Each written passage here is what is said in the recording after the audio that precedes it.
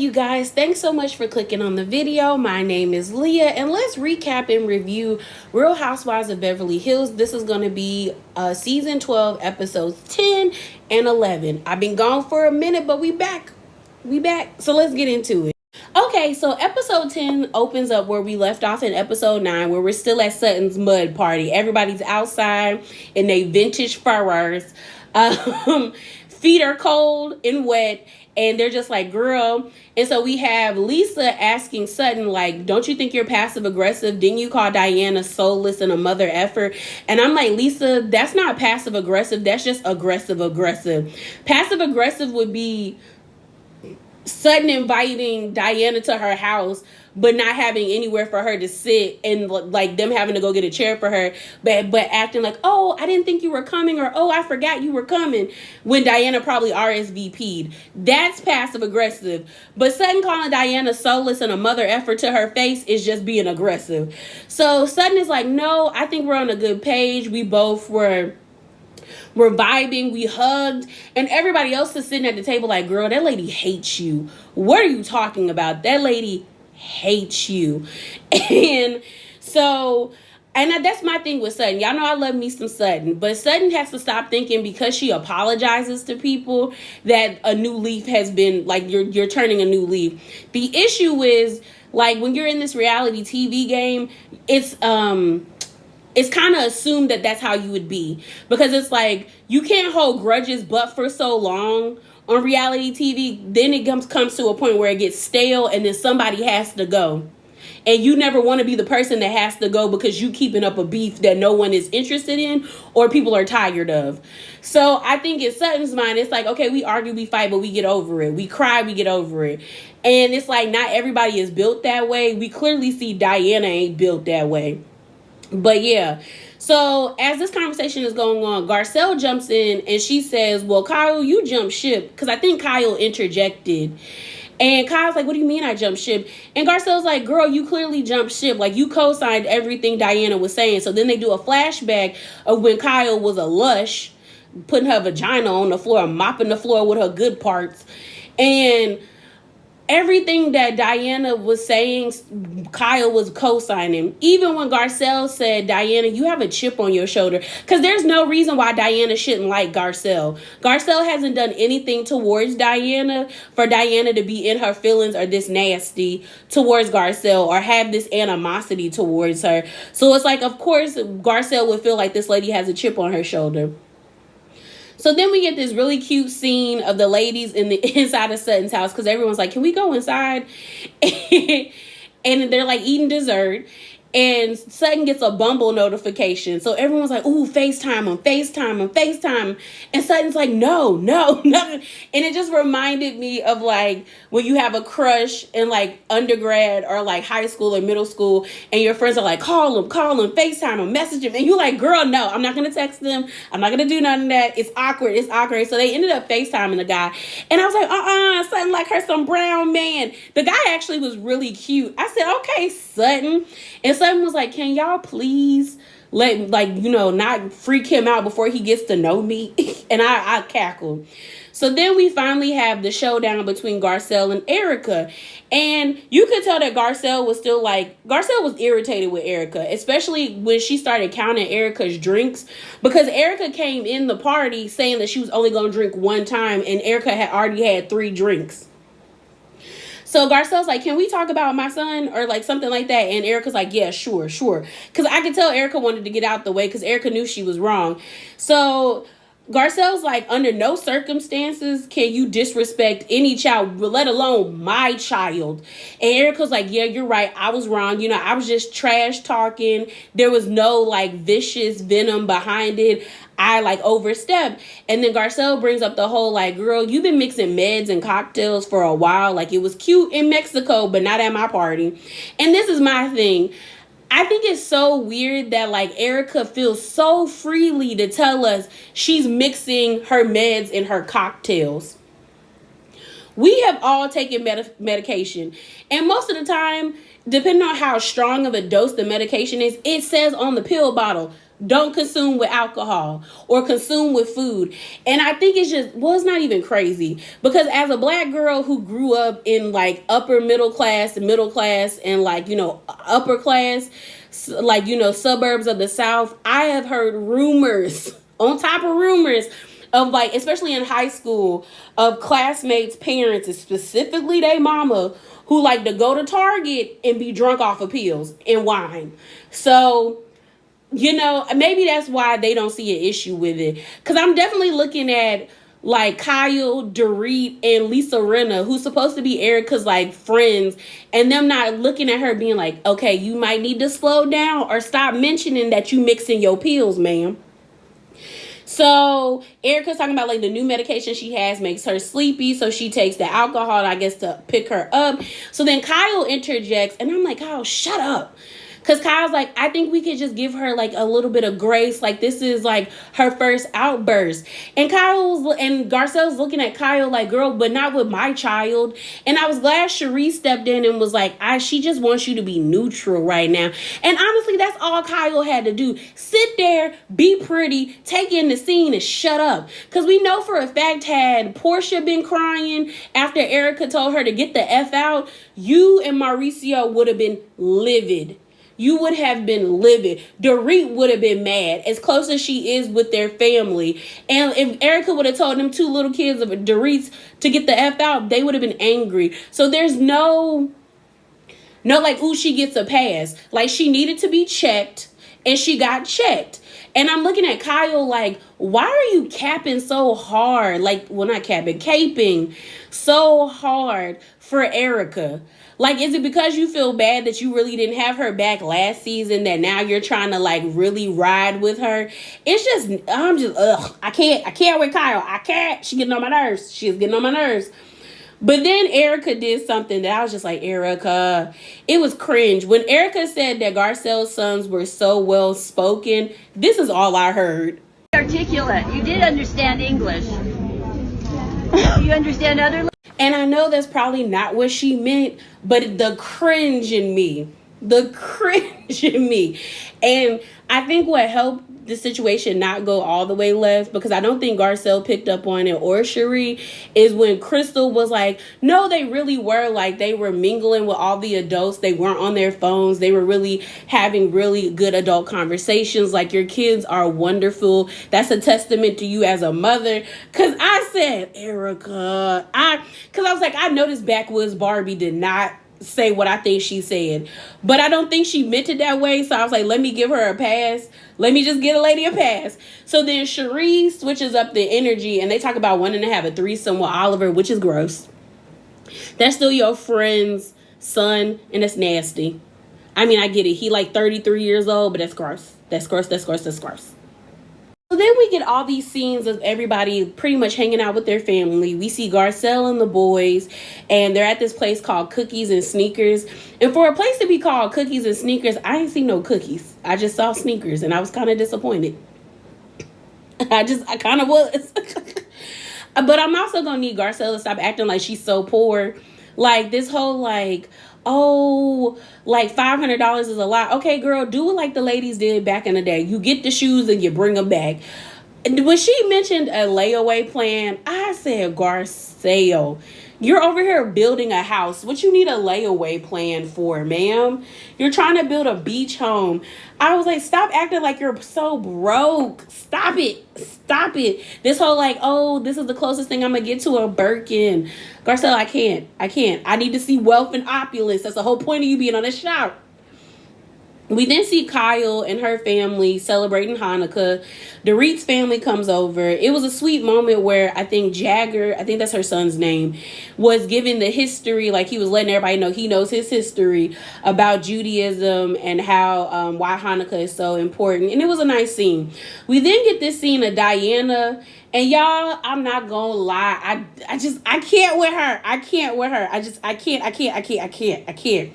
So, girl, we end up seeing even Ava, Dame Dash's daughter. And when I tell y'all I cringed. And the reason why I cringed is, like, I saw a lot of people up in arms about seeing her with Diana and her family. We find out that Ava is dating Diana's son, her youngest son, well, her only son, her middle child, and she's living with them. And I was just like, why are you living with them and not your parents? But I was just like, it was cringe. And maybe it's not maybe, it's cringe because we know that Diana has a prejudice past. So it's like, we've seen you get into it with black people. There's articles coming out about how you were nasty to a black security guard and like gardener.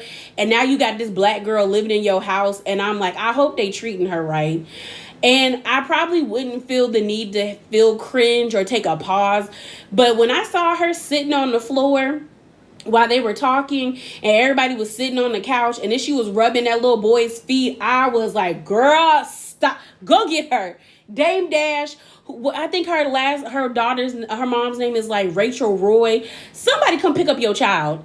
Where is Boogie? Where is your brother? I couldn't. It gave me cringe. It just gave me cringe, y'all. And it also lets me believe that the only we'll talk about that more in episode 11, because I got things to say about the way Diana treats Cherie versus the way she treats Garcelle, and I think it's all because of who Cherie is attached to. Same with Ava. But they were talking about like her family. We find out that her father was an orphan, so having a lot of family around means a lot to her and things of that nature. I didn't like how that little boy told her to go grab him a piece of pizza. I was like, bro, you can say please. Please, I'll be like, you should have been like, please, can you give me some pizza? Like, I didn't like it. I didn't like it. I didn't like it, y'all. I just didn't like it. We then have a scene where we see Cherie, Garcelle, and Kyle having like lunch. Cherie lets us know she hung out with Sutton at her boutique. And then the topic of Erika comes in. And this whole sit down annoyed me with Kyle. And the reason why it annoyed me with Kyle is when Garcelle brought up the whole alcoholism thing as it pertains to Erika, and Kyle being like, that's dramatic. I'm like, you're the same person who outed your own sister about being an alcoholic, and for like several storylines or several seasons, your storyline was your sister's alcoholism and substance abuse. So I'm kind of like, how are you gonna be like, that's dramatic? And I get it. Garcelle is playing the game. She's definitely playing the game. It's kind of like, well, I can't really go at you the way I want to because you apologize so quickly, but I'm gonna talk about you like a dog, and they gonna catch it when I bring up alcoholism. Like, I'm gonna start throwing them buzzwords out there like y'all do to us, and it's gonna catch. Like, they love to pull out bully, aggressive when it comes to black women. We gonna pull out alcoholic, drug addict when it comes to you, Erika. So I get it. But I just think it's just crazy how hard Kyle is caping for Erika. There's no problem with you standing up for your friend. But I think the issue is we have not seen Kyle hold Erika accountable for this situation, that it looks out of place. It's like, you didn't check your friend. All we've seen you do is say like, oh, we can give her grace. Yeah, you can give her grace and also check her at the same time. There's nothing wrong with giving someone grace and then pulling them aside and being like, hey, I know you're going through a lot. I get it. I know this is just a one-time thing. You've never done it before, but you're going to have to slow it down with the pills and the alcohol. Like, maybe if you come to the party, instead of drinking like 4 or 5 drinks, you push that to 3 or 2. Or maybe we're going to have to do something. But I just think it's weird that Kyle, Dorit, and Lisa, who are supposed to be a part of Fox Force 5 or whatever they call themselves, haven't really come to Erika and been like, girl, what's going on? But then again, like I stated before, I went to high school with kids whose parents did what Erika is doing, who would get wasted, who would get drunk, who would be high, and would be at the neighborhood Target, or taking themselves all the way to damn near DC or Crystal City Mall and be drunk down up at the Capitol. So I'm just like, okay, maybe that's why they don't see it as an issue, because that's common up in Beverly Hills. Because there was definitely times that like I've been to the mall, especially, we used to call it the rich people mall, and you could see a lady in a nice outfit, heels, hair, suit fit down to the nines, but you knew she was drunk. or you knew something was up with her because the words was slurring and her friend and her were just laughing for no reason, and the lady at the counter at the jewelry section or at the perfume counter didn't say nothing funny other than introduced herself. So I'm just kind of like, maybe that's why. Maybe that's why. So then we see Erika visiting Diana, and her assistant talking about she's overwhelmed with her storage. So I'm like, Diana, what storage? Like, you had your stuff neatly packed. Storage would be what we saw with Lisa Rinna, where she had them vintage dresses in a garage. You have these in the lower part of your house, probably the basement. So I'm like, and you have the shoes all set up. So I'm like, is this really storage, or you just wanted to show us your wardrobe? They end up showing us a $20,000 dress. I think they said it was by Balmain. And I'm like, girl, is this really storage? They then ask her about, like, what's the craziest thing she's seen at one of her parties. And I think she said something about Prince getting into a fight, but I'm not really, I couldn't understand clearly with her accent. I wish they would have put subtitles, because I heard Prince and a rock star, and I think I heard the word beat up, but I wasn't really sure. So then Erika shows up. Erika is a walking contradiction, because she's sitting here talking about, like, she's not materialistic. She's not as broke as people think. Like, you know, the material things don't really excite me anymore. And then they're showing Erika giddy and like you know how they say, like a fat kid that loves cake. She is rushing to these clothes like, just like gushing at the fact that she's touching these clothes that probably would have been hers years ago before all this stuff that happened with Tom. And then they talk about the whole thing with Sutton. And like I said, I feel like this Sutton thing is being dragged out. But Diana basically is like, Sutton attacked me in the first 5 minutes. It's not just me. I don't get why she doesn't want to like me. I'm like, Diana, you make it hard because you don't want to like Sutton. You don't want to like Sutton.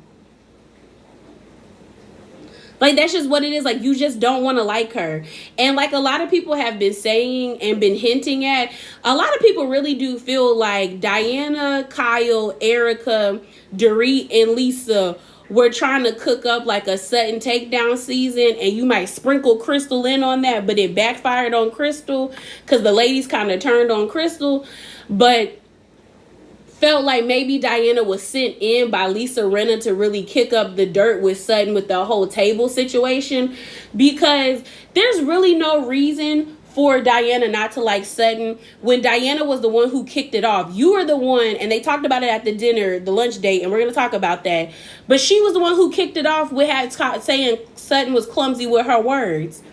And it was like, this was an argument that didn't need you to be a part of it. So you stuck your foot in something that you didn't have to. But now all of a sudden, I don't get why she doesn't want to like me.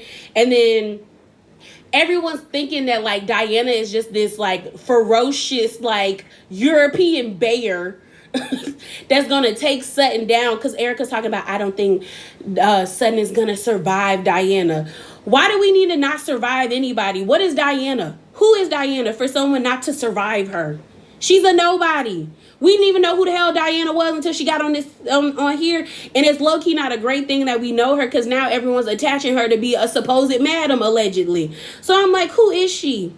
And then the conversation ends with Erika saying, like, I don't forgive and forget, but I'm able to be peaceful for her. And Diana being like, you're a wise woman.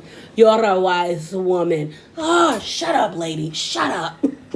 Okay, so it's now time for Diana and Sutton to have a conversation. So Sutton is on her way there. She's on the phone with Garcelle. And Garcelle is pretty much like me. Like, she wants an issue where there isn't an issue.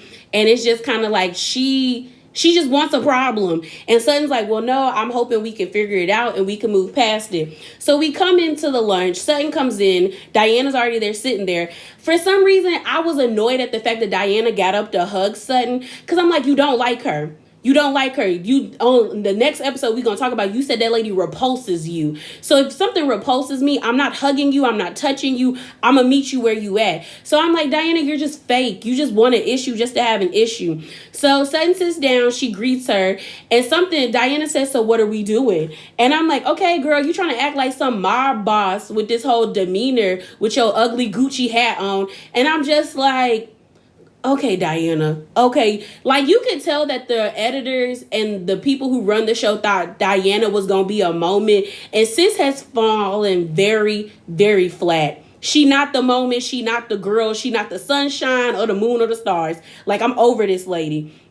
So Sutton brings up, like, well, you kind of started all of this. Like, you said that you were clumsy. Like, I was clumsy with my words. And Diana's like, I was trying to give you the benefit of the doubt, but now my mind has changed. I know you say things to hurt people. And I'm like, Diana, you interjected yourself into a conversation that you didn't have to be a part of. Like, when everybody was coming at Sutton, there was no need for you to speak up. So I'm like, you started this. So then they start talking about the bed rest thing. And Sutton, I'll give Diana a point here. Sutton was being passive aggressive, and it was kind of rude for her to bring it up. But my thing with Diana is, you were the one that posted in the text chat that you have been bleeding for days and that you, like, your doctor says you shouldn't be here. And here's my thing. We find out that Diana lost her child like 12 weeks ago. And I'm like, okay, 12 weeks is short of 12 weeks is 3 months. Is it 3 months? Because there's 4 weeks. Yeah, 12 weeks is 3 months. You lost your child just 3 months ago. Why are you around us then? Why are you extending your body? So I'm just kind of like, you want people to, like, feel sorry for you, but then you out here being nasty to folks. Because her whole thing for the next episode we about to talk about, I'm trying, you guys. I was about to cuss. I don't care. That still doesn't give you a pass to be nasty. And I'm not saying that her having a miscarriage should be a miscarriage, especially a stillborn, should be taken lightly, because it shouldn't, because your body has gone through so much. Like, your hormones is messed up. Like, the expectations of all these dreams and feelings that you had for having that baby, it has to hurt. I know it hurts. But that then doesn't give you the pass for you to be nasty and malice towards people. Like, if anything, maybe she shouldn't have even been on this show, because I know her hormones are out of whack. Because whenever you're pregnant, that happens. Your hormones fluctuate. So then Sutton was like, well, I was being sarcastic. And Diana was like, well, that's not something you should be sarcastic about. And she's right. You shouldn't. But then Sutton was like, if I can apologize for that, then you should be able to apologize for mocking my 2 miscarriages. And Diana was like, no, because you threw the miscarriages out like I'm going to one-up you. And I'm like, she didn't do that, lady. She didn't really do that. Sutton was like, I was trying to, like, relate to you on a level to be like, I know what it's like because I've had 2. And then Diana being condescending is going to be like, I need a doctor around when I speak to you, because we're not understanding each other. And I'm like, see, here y'all go with these digs. And Sutton has made it known that she doesn't like when y'all make digs about her mental health because of what happened with her father. But it's okay for y'all to take hits at her, but it's not okay when she takes hits at y'all. So then Sutton is like, you're delusional and you were being fake. And then Diana's like, I'm not going to give you a pass for you to be nasty and abuse me. And she was like, you cut me deep. And granted, I feel like Diana probably did get cut deep, but ain't nobody abusing you, lady. You the one out here threatening to headbutt Sutton every 3 to 5 seconds. So who's really being abusive? So then Diana's like, who are you really, Sutton? Who are you? And then Sutton is like, I'm a hothead. I'm loyal. And Diana says, so you say. And Sutton is like, cause I am. And Diana's like, so you say. And Sutton's like, because I am. So you say. And Sutton's like, because I am. So then Sutton is like, where we going with this? Are we going to move on or are we not going to move on? And Diana really didn't say nothing. And Sutton is like, you know what? We can be pleasant with each other. The next time we're going to see each other is at Kyle's house for the fundraiser. And we just going to leave it at that. If I was Sutton, I wouldn't even have met up with the heifer, because she rude. She rude, like ourselves. She rude. But let's get on to the next episode. Okay, guys, so episode 11 opens up, and we unfortunately find out that Lisa, Erika, and Garcelle got caught up by Omarion, and now they have to quarantine. We're going to Kyle's house because they're having like a cute fundraising kind of luncheon dinner with Jamie Lee Curtis, who we find out has a foundation or an organization called My Hand in Yours, where all of the proceeds are to benefit people whose kids are in the hospital, so they help cover like legal bills and things of that nature, as well as like funding like making playgrounds or making it a fun experience for like children who are stuck in the hospital. So Dorit was fangirling. And I couldn't even be mad at her, because had Jamie Lee Curtis been Angela Bassett, you couldn't tell me nothing. Like, I love me some Angela Bassett. I love me some Angela Bassett. Like, I'm of that generation who thought Angela Bassett was Tina Turner. Because I remember watching What's Love Got to Do with It when I probably should have not been watching it. But, like, you know, going down to see your cousins in the South and them being like several decades older than you gonna end up watching stuff you probably shouldn't be watching. I remember watching Stella Got Her Groove Back. Probably shouldn't have been watching that either at the age that I was watching it. But I really fell in love with Angela Bassett on American Horror Story Coven. One of my favorite drama series is that season. I think that's season 3 of American Horror Stories with the witches. She was this bad black witch. I remember her curling old girl's hair when she had box braids to the ground. And I said, come on, Angela, come on. And I love her in 911. I just love, she's just such a great and amazing actor. Honestly, had that been Viola Davis, I probably wouldn't be able to control myself either. Because that lady, she act down. Viola Davis and Angela Bassett act down. Ooh, Black Hollywood right there. Black excellence. But I digress. So I wasn't even mad at Dorit. Dorit was acting her butt off. Every time Jamie Lee was showing them what was in their like care box or their care packages, I knew Dorit was acting when she pulled out them wind chimes, and Dorit was like, these are so chic. I said, Dorit, they wind chimes. They are wind chimes. Calm down. Calm down. With the Foundation's logo on it. Calm down. But we then had a nice scene where Sutton was trying to help Cherie and her lash because her lash was falling down. She was doing a horrible job. And then Auntie Jamie Lee was fixing it. When I tell you Jamie Lee Curtis has aged so beautifully, like, you know, we oftentimes are like, nobody wants to get old, but Jamie Lee Curtis is one of them actors in Hollywood that did not mess with her face too much, because, you know, I don't know if she did, but she looks amazing. She looks beautiful. Like, I was like looking at her, like the gray and white hair. I was like, you look good, ma'am. You look real good. But, you know, we know Jamie Lee Curtis and Kyle know each other from filming Halloween. They've known each other since 1978. And I was just like, that's cool. That's cool that they were able to cultivate this friendship like that, especially with there being like an age gap and just Jamie Lee still being there for Kyle. So Kyle, I gave Kyle that. Kyle's a horrible friend to Sutton and Diana. And y'all know I don't like lizard lips. Licking her lips all the time. I know her top lip stank. But why would she try to sit them next to each other? You know they don't like each other. Why would you try to do that? We get it. You trying to produce a scene, but the ladies have already let you know that they don't see it for one another. So while everything is going down at the end of the table where Jamie Lee Curtis is helping Cherie and Sutton fix her lash, Dorit asks Diana, like, I heard you and Sutton had dinner. How did it go? And Diana was like, terrible. I'm repulsed by her. I had to scrub my skin after she hugged me and touched me. She was like, she offends my space. And I'm like, Diana, you acting like Sutton stole something from you. I'm like, you acting like she out here cheating with your assistant, aka your husband. Like, you're acting like she's doing all these horrible things to you.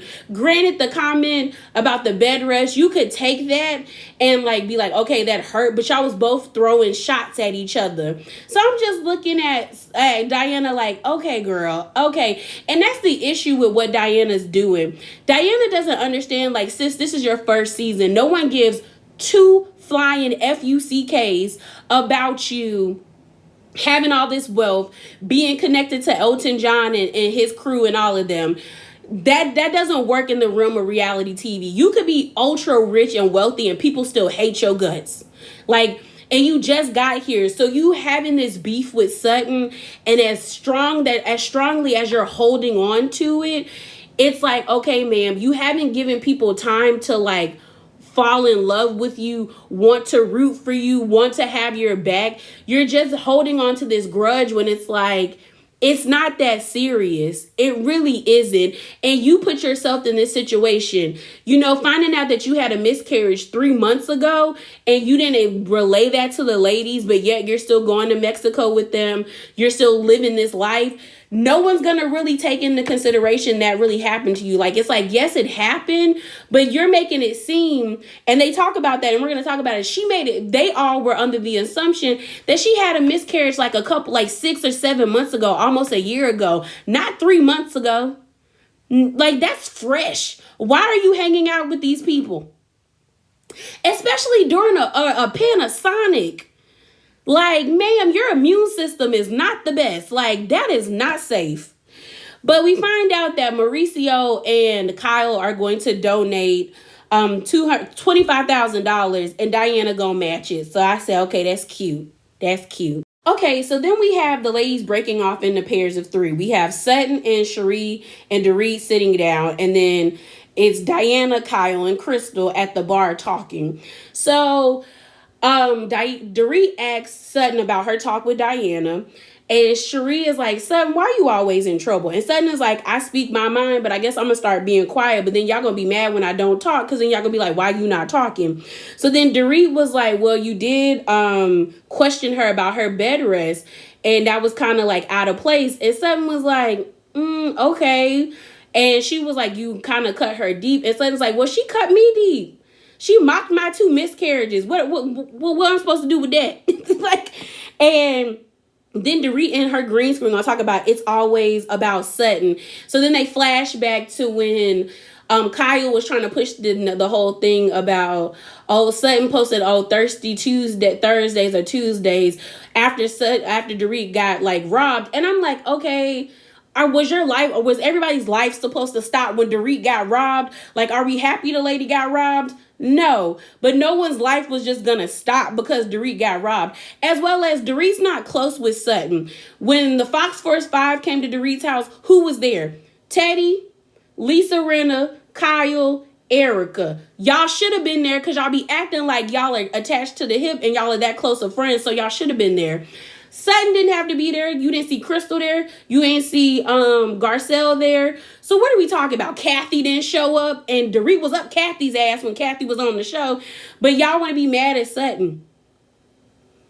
So I'm just like, and then Dorit is like, so do you want things to work out with Diana? And Sutton was like, And I'm like, I'm with Sutton. Like, Diana don't want to like me. So it is what it is. Part of the scene or the episode was talking about Crystal's eating disorder, and she was having this conversation with Diana and Kyle. And Kyle, we know Kyle had an eating disorder, but now Kyle be eating. But Kyle was explaining to us how she was like 90 pounds and she would just warm up V8 juice, and that was like her meal, which is horrible. And I felt bad when Crystal was like, she feels bad for eating, just the way I felt when Jackie said she felt bad for eating, because at the end of the day, your body needs food in order to function correctly. So that's a scary thing to think that you feel ashamed or you feel guilt for eating. I'm trying to choose my words correctly when talking about this, because it is a serious topic. It really is. And I commend her as well as I commend Jackie for sharing this information about themselves and being so brave to do so, because we know the internet is cruel. We know the internet will throw excuse me, guys, will throw your trauma in your face the moment you piss somebody off. So to be bold and to have the courage enough to say, I have an eating disorder and I want help and I don't want to die, like, I give you all the props in the world. I really do. And the reason why I'm trying to choose my words wisely is I think Crystal deals with like self-hate issues, and maybe it's like I might be reading too much into it. So I might be. But Crystal has always given me since her first season that she wants to be a white woman, that like she is trying her best to align herself with white culture and white people in general. Because when she was explaining how she just like, we find out she had her eating disorder started when she was 11. We knew she grew up in predominantly white areas, as well as like she talked about being so tall and gangly and being in the back, and that just really stuck with her. And she said something about like not looking like everybody else and wanting to look like everybody else, but she didn't say not want. It's the way she worded things that made me feel like, oh, like you wanted to be white. And maybe, like I said, maybe I'm reading too much into this, but as a black woman who has been around people who were either mixed and like you could tell they were mixed, but like their black features were more prominent and they didn't like that about themselves, so they would critique themselves so heavily, it just gave me flashbacks to that, and me having that conversations with those people, that I'm like, maybe that's really what it is. That if Crystal went to therapy and really like, because I felt bad when she was like, I'm trying to learn to like accept who I am, accept all of me, and I'm like, wow, like you really don't accept yourself. Because Crystal is beautiful. Like she, like her skin is amazing, her body is amazing, like she is beautiful. Like the outfit she wore at Diana's party, that green dress, I was like, okay, Crystal, okay, she looks amazing. But I guess it goes to show that you can tell you, like people can tell you all day that you're beautiful, that you're skinny, that you're this, that you're that, but if you don't feel it, then it doesn't matter. Like it really doesn't matter. Like it is important. Like what you think of yourself is far more important than what people think of you. So like I said, I commend her for sharing that with us, but I definitely hope she gets the help that she needs and she heals from whatever is like causing her to have this eating disorder, and she finds a solution. But like I said, like it takes a lot of courage to share this with people. Okay, so then the two groups come together. Kyle asks, like, so what were you guys talking about to the group? And Dorita's like, that's awkward. And Sutton said we were talking about the whole situation with me and Diana. Diana's like, awkward. And Sutton apologizes. Sutton says Diana's isn't ready to accept anything from me. And then that's when we get more information about Diana's miscarriage, how she said she moved to LA to like, have a change because she was anticipating like the due date and everything. And like the miscarriage happened a couple of months ago. And you realize, like, you start to look around the room that the ladies didn't know that Diana's miscarriage had happened so like recently. And then we find out that Diana was also mad at herself because when she went to Mexico, I guess she was on medication and she caused herself to bleed a lot more because she was drinking a lot with the ladies. And I was just kind of like, Diana, nobody knew that. Nobody knew. So why are you angry with Sutton so much? But I'll give Sutton credit. Sutton said, you know what? I am 95% the blame of what happened between us. And I will take ownership of that. And whenever you're ready, I'm ready to figure out what we got going on. And Crystal was like, that was a nice apology. It was, but I'm sick of Sutton apologizing. Stop apologizing. They don't deserve your apologies. But it was a nice apology. And I think that apology from Sutton was actually genuinely sincere, because the fact that she took so much ownership of their situation, when I feel like more so this situation legitimately is like 60-40. 60% is Diana's fault because you jumped into a conversation that didn't need you. 40% is Sutton's fault because Sutton did yell at the lady and make her cry, as well as the whole bed rest comment was passive aggressive. But Diana just has a hard on for Sutton and she just don't want to like her. She really just doesn't. We then have a scene where we see Erika and Lisa talking on FaceTime. They're all excited to go to Diana's party, as well as they talk about Tom. So Erika saying Christmas brings up a lot of emotions for her. Her and her son, Tom, and them is celebrating Christmas. She said Tom called her when he found out she was sick. She said he's in and out. And she was like, I know what that means because it happened to my grandmother. I know where he is, but he's in a memory care facility. So it was like, it doesn't get better. It just goes downhill from there. Lisa also asked her, like, is it true that Tom's brother is gonna be the divorce, like gonna be taking over, like representing him in the divorce. And Erika's like, yeah. They also talk about this like article that the LA, I guess the LA Times or whoever down in LA released about Erika and Tom, but Erika was like, it's a year late. Like they just rehashing like old drama. Like nothing in there is of substance anymore. She was just like with the legal situation, she's like, she's legally separated from Tom, but technically she can't get a divorce from him because of the legal battle, as well as if she did get a divorce from him before all of this happened, she would be paying him alimony, which I was like, oh, that's wild. That's wild. Because now she is the main breadwinner, so she would have to pay him alimony. That is wild. That's wild. Okay, we finally get to see Kathy Hilton. She's now a part of the franchise, and she popped up. So we're at Kathy's house. Her house looks nice. She has like a Christmas tree in every room. I think she told Kyle she's going to be featured in like Reader's Digest or something like that. But Kyle comes over her house. We finally meet the lady of the house, which is Miss Paloma. Because I ain't like that when they was like, I finally know who the lady of the house is, because Kathy would be like, oh, just contact the lady of the house. I'm like, the lady got a name, and we're not just going to call this lady Paloma. Her name is Miss Paloma to y'all. But they end up having caviar and potatoes. Caviar is an acquired taste. I got to be in the mood to eat caviar. But they end up just having caviar and baked potatoes. And Kyle was like, this is all we eating. And Kathy's like, yeah. And Kyle was annoyed. Kyle was just like, for real? I said, ooh, Kathy said, you ain't getting too much from me. But we find out that Kathy got Kyle blocked. Because this whole thing of like, oh, I don't know what's up with my phone. For the past 3 years, we haven't been able to get in touch.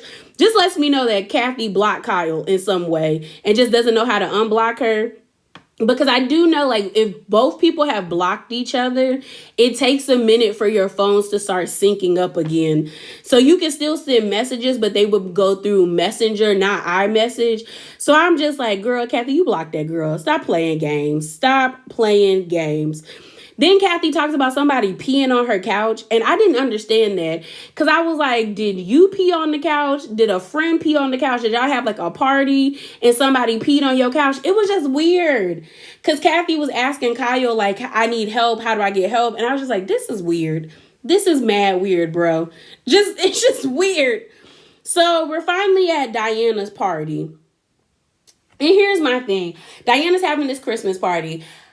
There is no attraction between her and her man. Like, when I tell you no attraction, he looks like her son's friend. And he's not giving nothing. He just gives like assistant, sidekick energy. She looks like a mom taking care of her adult son. It just doesn't go. Her always in tracksuits, him in the same tracksuits. It's just not doing it. It's not doing it. But we end up finding out that Sutton and Dorit won't be able to come to the party because they both tested positive for Omarion.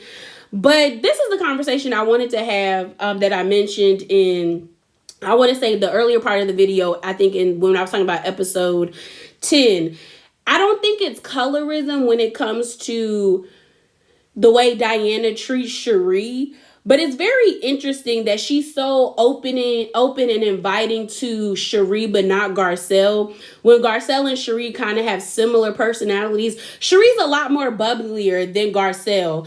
But I'm like, I feel like Diana is only being cordial or seemingly trying to open up to Cherie because of who Cherie is attached to, as well as Ava, who's dating her son. Because Ava's fully black. I think her mom might be mixed, but her daddy is black. So, it balances out. But think about it. Cherie was married to Will Smith, and she still has a great relationship with Will Smith and Jada. And they are like Black Hollywood. Like, they are up there making millions of dollars off of his movies and Red Table Talk and anything else. And their kids are Hollywood kids. Then you have Ava, who is a Hollywood kid based off of her mom and dad. Her mom's a fashion designer, a well-known fashion designer. And then her dad was the one who helped Dame Dash and Jay-Z created Roc Nation, which is a huge music record label. So it's like I feel like Diana will tolerate black people in her space if they're associated with a certain type of wealth. Because Garcelle is not that wealthy compared to most of the ladies. So I feel like she feels like Garcelle is like a throwaway. Because it's just kind of weird to me how she's giggling with Cherie. She's hugged up with Cherie, but she couldn't give Garcelle the time of day. And I'm like, is it because Garcelle is attached to Sutton, or is it because Garcelle doesn't fit what you would be deemed acceptable as a black person being in your space if they don't have a type of wealth? But it is what it is. The party is cute. It really didn't give Winter Wonderland to me. I'm just saying, as somebody who has been in a Winter Wonderland, it didn't give that. The drinks that they had were cute, with the whole like martini glass with the ornament in the martini glass, and then them putting the liquor and you just drink it out of a straw. At first I thought they were gonna let you like shake it up and then pour it in your own glass, but I guess you just drank out the straw. We then have a conversation between Crystal, Erika, and Garcelle. Now, I will say Garcelle and Erika made missteps. Garcelle shouldn't have told Crystal that she looked really thin today, because if you already know the lady has an eating disorder, commenting about her body in any way directly towards her would cause some issues for her to like critique herself. And you just saying she looked thin and for her to just take the compliment, it was cringe. It was cringe. But Erika, to me, was just doing too much. Erika was being mad disrespectful. Like, she told Crystal, like, she was asking the same amount of questions that Kyle was asking. But I think with Kyle, it's different because Kyle was open about also having an eating disorder. So it's like, okay, like from somebody having an eating disorder to another, they can have this open dialogue. But then Erika go ask the girl, like, do you purge? You know, for me, I rather like you should take laxatives. And it was very much like a pause moment. Like, I know you just didn't tell this lady that told you she has an eating disorder, that's like she purges or she denies herself food. You gave her another way in order to deny herself food by telling her to do laxatives. I was like, Erika. And like somebody said, Erika was not that drunk to make that ignorant comment. Like, that was out of order. That was really out of order. Like, you told that lady to do laxatives. So then Garcelle leaves the conversation, and then they start talking, and Erika's like, I'm different. And I think Erika told on herself too, where she was like, where I would rather poop it out, I wouldn't want to throw it up. And like, Erika was like, you should definitely go to treatment because there would be like, you know, at the end of the tunnel would be a better Crystal. But I was just like, Erika. That was wrong. Like, Garcelle was wrong about like you look thin comment, and then to like prompt Crystal to just take the compliment. But and I don't think Garcelle meant anything wrong behind it, but it was still like cringe and she shouldn't have said it. And then for Erika to be like, oh, you should do laxatives. I'm like, Erika, like the lady just told you she had an eating disorder. Why would you then encourage her to, because that's even more detrimental. You're already messing up your esophagus, throwing up food and like the acid in your stomach. Now you're about to tell her to mess up her rectum, her colon, and her small intestines by stripping it of the lining, by constantly pooping. I was just like, go away, Erika. Go away. And looking like Barney in that purple dress. Like, that pissed me off. I said, why would you tell this lady this? Why would you tell her this?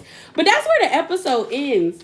Like, that's where it ends. I saw the mid-season trailer, and I'm going to give y'all my quick thoughts about that. Okay, so like I said, I was going to give y'all my thoughts. Honestly, y'all, I was not impressed with the mid-season trailer. I thought it was cute, but the only thing I'm interested in is seeing what caused Kathy Hilton to have a meltdown or a blow-up or whatever.